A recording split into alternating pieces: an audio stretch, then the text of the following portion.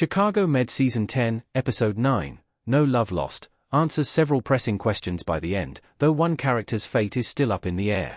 No Love Lost picks up where the youngest one Chicago show's fall finale left off, with Archer, Steven Weber, racing to get back to the 10th floor and rescue Sharon Goodwin, Esapatha Murkison, from a violent woman armed with a knife.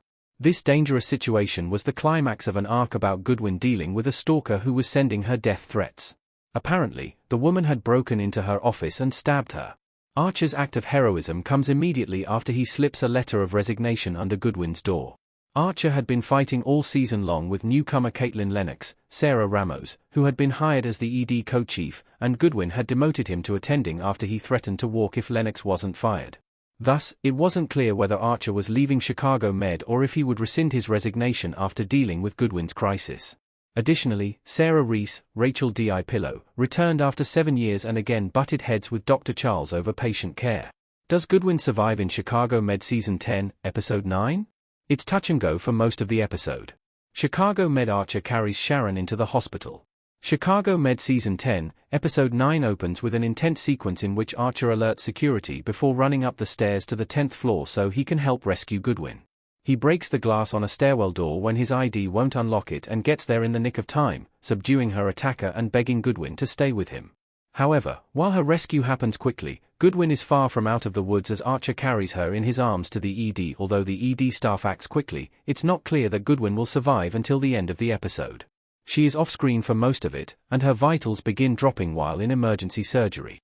However, ultimately Archer tells Goodwin's daughter, Tara, Nicolette Robinson, that her mother will be okay.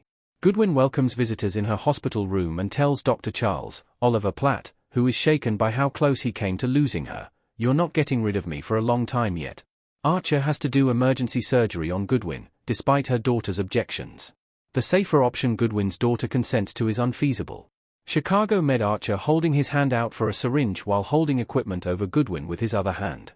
After assessing the damage to Goodwin's vital organs, Archer tells Tara that his recommendation is a Whipple procedure, a complex surgery in which he must remove the head of the pancreas so that he can repair damage to Goodwin's digestive tract. Although this surgery will preserve Goodwin's quality of life, Tara refuses to consent because she feels it is too risky. Instead, she wants Archer to do a simpler procedure which would allow Goodwin to live but would require her to use a drainage bag and for nutrition for the rest of her life. Archer is initially forced to accept Tara's decision because she Goodwin's healthcare proxy, though he complains to Maggie, "When did everyone around here stop listening to me?" However, in the OR, Archer discovers that the damage to Goodwin's organs is worse than he realized, and thus the only viable option is the Whipple procedure. He ignores Maggie's insistence that he stop and get Tara's consent and does the more complicated procedure. This decision likely would have gotten Archer into trouble if Goodwin had any serious complications. However, she survives the surgery despite her vitals dropping while the surgeons are closing her incision, so Tara is grateful. Furthermore, Goodwin tells Archer, "Thank you for saving my life, and the way I want to live it," making it clear that his decision was in line with what she would have chosen if she had been able to speak for herself. Charles and Reese finally fully confront each other. They clear the air after an uncomfortable hearing. Dr. Charles does his best to push aside his anxiety over Goodwin's situation to focus on his current patients, but Peter, Mark Grapey, pulls him aside and tells him that he's sorry to have to tell him that Reese, who returns to Gaffney Medical, filed a misconduct complaint against him.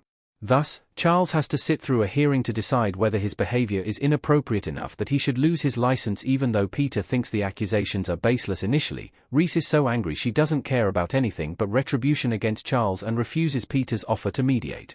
However, while listening to an assessment of Reese's patient now that Charles has put her on a 72-hour hold, they both realize that the woman is suffering from episodic memory loss. Thus, they decide to suspend the proceedings and instead work together to figure out what's causing this issue. However, Reese quickly becomes resentful when Charles disagrees with her suggestion that it could be Graves' syndrome, leading her to accuse him again of thinking he's always right.